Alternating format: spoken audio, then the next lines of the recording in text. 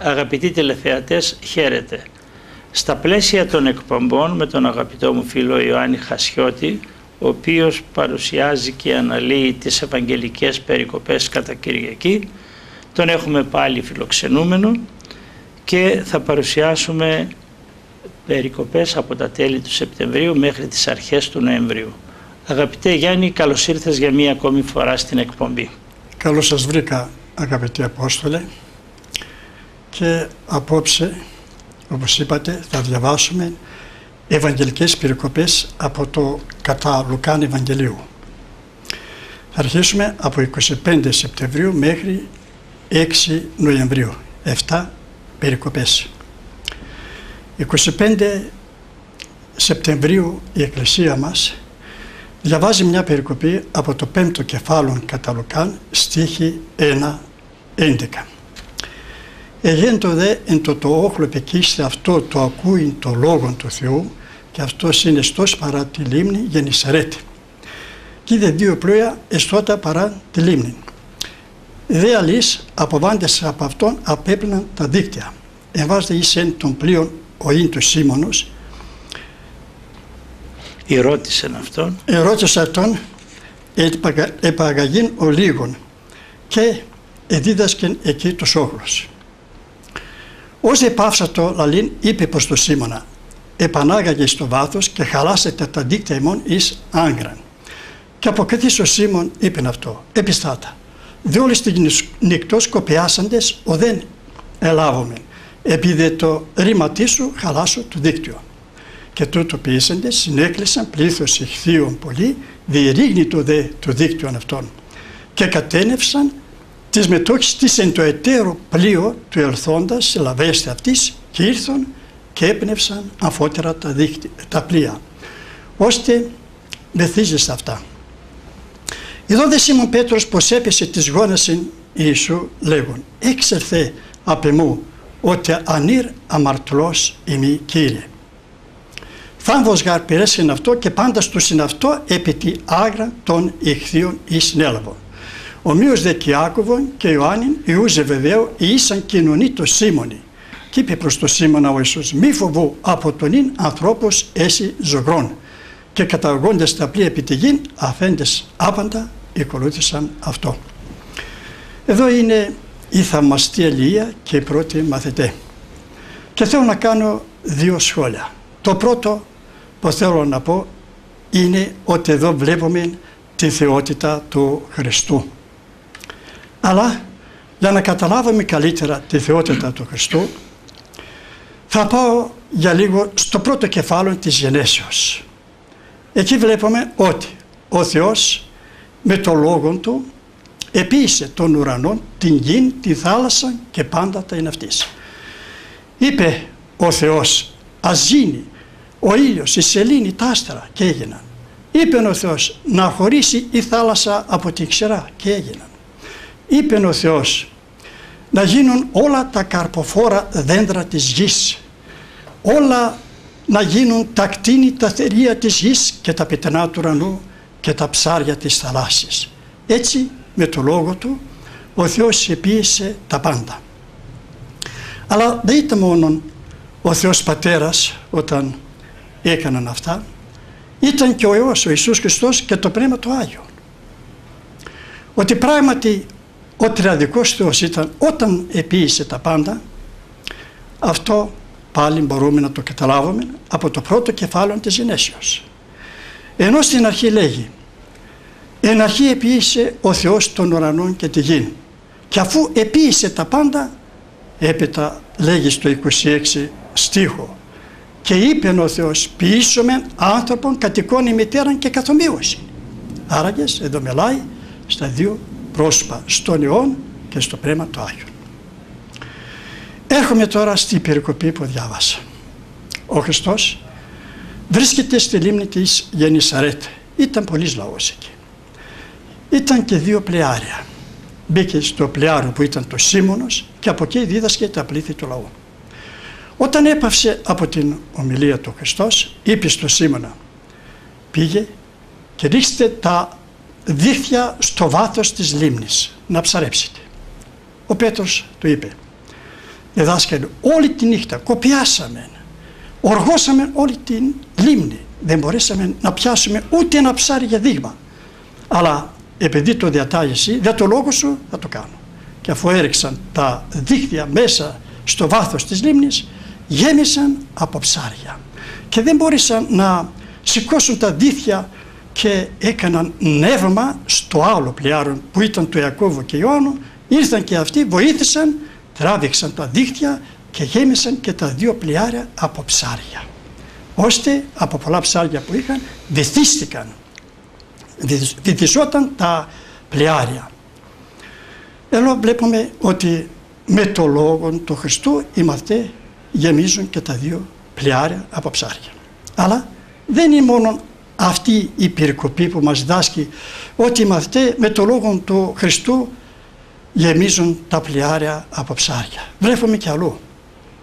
Στο 21ο κεφάλαιο κατά Ιωάννη Ευαγγέλιο, εκεί βλέπουμε ότι 7 μαθητές μετά την Ανάσταση του Χριστού πήγαν στη λίμνη της Τιβεριάδος για να ψαρέψουν. Όλη τη νύχτα δεν μπορείς να πιάσουν έστω και ένα ψάρι για δείγμα. Και 4-6 στίχοι λέει η περικοπή.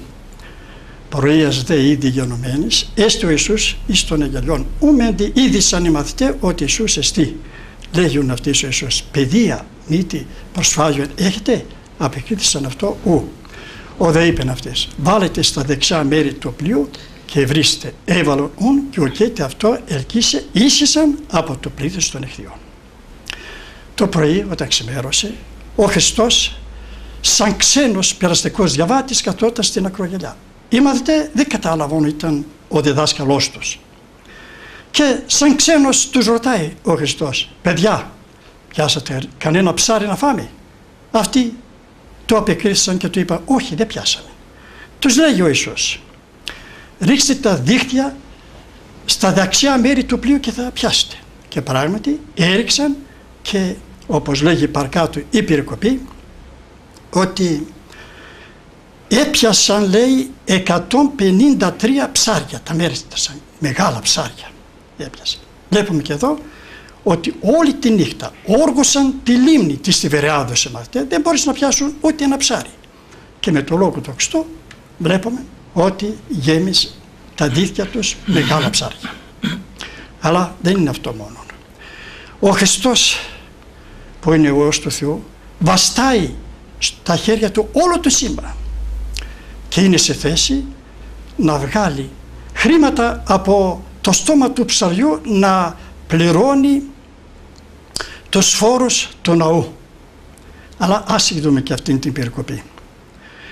Στο 17ο κεφάλαιο κατά Μαθαίον 24-27 στίχους λέγει, ερθόντο δε αυτόν εις Καπερναούμ, προσήλθον ή τα δίδραγμα λαμβάνονται στο Πέτρο και είπαν, ο διδάσκαλος Σιμών ούτε λύει τα δίδραγμα. Λέγει ναι, και ότι εισήλθεν στην οικίαν προέφθασεν αυτόν ο Ιησούς λέγον, τι συνδοκεί Σίμων η βασιλής της γης, από τίνο λαμβάνουσι τέλη οίκησον, από τον αιώνα αυτόν ή από τον αλωτρίον? Λέγει αυτό ο Πέτρος, από τον αλωτρίον. Έφευε ο Ιησούς, άραγε ελεύθερη συν η γη. Ή να δε μη σκανδαλίσουμε αυτούς, πορευτήσεις στη θάλασσα, βάλε άγκιστρον και τον πρώτον αναβάντα ηχθήν άρων και ανοίξα στο στόμα αυτού ευρύστα τύρα. Εκείνον λαβών δώσε αυτής αντιεμών και σου. Όταν πήγαν στην Καπερναούμ, επλησίασαν τον Πέτρο αυτοί που έπαιρναν τους φόρους από τους ανθρώπους για τον ναό του Θεού και του είπαν, ο διδάσκαλός σας δεν πληρώνει τους φόρους του ναού. Ο Πέτρος τους λέγει, ναι, θα τα πληρώσει. Και όταν μπήκε στο σπίτι ο Πέτρος, τον προέφθασε ο Ιησούς και του είπε, τι σου φαίνεται Σίμων, οι βασιλείς της γης από ποιους παίρνουν φόρους, από τα παιδιά τους ή από τους ξένους? Ο Πέτρος το λέγει, από τους ξένους. Άραγε, το λέει ο Ιησούς, τα παιδιά είναι ελεύθερα. Με άλλα λόγια θέλει να πει εδώ ο Χριστός ότι εγώ που είμαι ο Υιός του Θεού και εσείς που είσαστε μαθητές μου είμαστε παιδιά του Θεού. Ο ναός είναι δικός μας. Άραγε δεν είμαστε υποχρεωμένοι να πληρώσουμε τους φόρους του ναού. Είμαστε ελεύθεροι. Αλλά για να μην τους σκανδαλίσουμε πήγε στη θάλασσα, ρίξει το αγκίστρι και τον πρώτο ψάρι που θα πιάσεις θα ανοίξεις το στόμα του και θα βρίσκεις αργύρων τετράδραγμο, δηλαδή χρήματα. Πάρε αυτά τα χρήματα να πληρώσεις τους φόρους του ναού και για μένα και για σένα. Βλέπουμε εδώ ότι με το λόγο του ο Χριστός πληρώνει τους φόρους. Άραγε βλέπουμε εδώ την θεότητα του Χριστού. Το δεύτερο που θέλω να πω εδώ είναι τούτο: όταν ο Απόστολος Πέτρος είδε το θαύμα αυτό που έκανε ο Χριστός, ότι όλη τη νύχτα όργωσαν όλη την λίμνη, δεν μπόρεσαν να πιάσουν ούτε ένα ψάρι και με το λόγο του Χριστού γέμισαν και τα 2 πλοιάρια. Και τότε ο Πέτρος αισθάθηκε με μεγάλη αγωνία. Είδε τον εαυτόν του ότι είναι ένοχος ενώπιον του Χριστού και του είπε: «Έξερθε απ' εμού ότι ανήρ αμαρτωλός είμαι, Κύριε». Εάν, αγαπητοί Απόστολοι, θα διαβάσουμε την Αγία Γραφή Παλιά και Καινή Διαθήκη και την ιστορία της Εκκλησίας μας, θα δούμε ότι όλοι οι μεγάλοι άντρες, όλοι οι Άγιοι της Εκκλησίας μας, όσο πιο κοντά πλησίαζαν τον Θεό, τόσο περισσότερο έβλεπαν τον εαυτόν τους ότι είναι ένοχοι και αμαρτωλοί. Γι' αυτό όλοι μαζί με τον προφήτη και βασιλιά Δαβίδ ομολογούσαν και έλεγαν: «Εν ανομίες συνελήφθην και εν αμαρτίες εκεισέ με μήτερ μου». Και όλοι μαζί με τον προφήτη Ισαΐαν ομολογούσαν και έλεγαν ότι είναι άνθρωπος αμαρτωλός είμαι, Κύριε, και χείλη ακάθαρτα έχω. Και όλοι μαζί με τον Απόστολο και Ευαγγελιστή Μαθαίον ομολογούσαν και έλεγαν ότι είναι τελώνης και αμαρτωλός. Και όλοι ομολογούσαν μαζί με τον Απόστολο Πέτρο, όπως ο Πέτρος ομολογεί εδώ σε αυτήν την περικοπή, ότι είναι ανήρ αμαρτωλός. Και τέλος όλοι σαν τον Απόστολο Παύλο ομολογούσαν και έλεγαν ότι Χριστός Ιησούς ήρθεν εις τον κόσμο αμαρτωλούς σώσε, ο πρώτος είμαι εγώ. Αυτά. Μάλιστα. Και βλέπουμε και κάτι ακόμη, ότι ύστερα από αυτό το εντυπωσιακό συμβάν που είναι την παρότριση του Χριστού, εγκαταλείπουν τα πάντα και τον ακολουθούν. Και να υπενθυμίσουμε εδώ για χάρη των τηλεθεατών ότι ο Πέτρος είχε και οικογένεια. Μας το λέει ξεκάθαρα η Καινή Διαθήκη ότι ήταν έγγαμος. Η πεθαρά του Πέτρου. Αναφέρεται στην πεθαρά του Πέτρου ακριβώς. Αυτό είναι μία ακόμη μαρτυρία ότι ο Χριστός εν ελευθερία καλεί και οι άνθρωποι κατά τρόπο εντυπωσιακό αποδέχονται την κλίση και γίνονται Απόστολοι του. Μάλιστα. Σήμερα όλοι οι δημαγωγοί του κόσμου προσπαθούν να αποκτήσουν οπαδούς που θα τους ακολουθούν, υποσχόμενοι πλήστα όσα, εξαπατώντες, κολακεύοντες ή με ένα ωραίο δημαγωγικό λόγο προσπαθώντας να γίνουν πιστικοί. Ο Χριστός δεν υποσχέθηκε σε αυτούς που θα τον ακολουθήσουν τίποτε πέρα από το ότι είναι υποχρεωμένοι να σηκώσουν το σταυρό τους. Αυτό όμως δεν το πολύ εξετάζουμε όλοι εμείς, ιδιαίτερα όσοι έχουν τη διάθεση να επικρίνουν τον Χριστό και να τον κατηγορούν ότι έσπερε στον κόσμο μεσιανικές δοξασίες.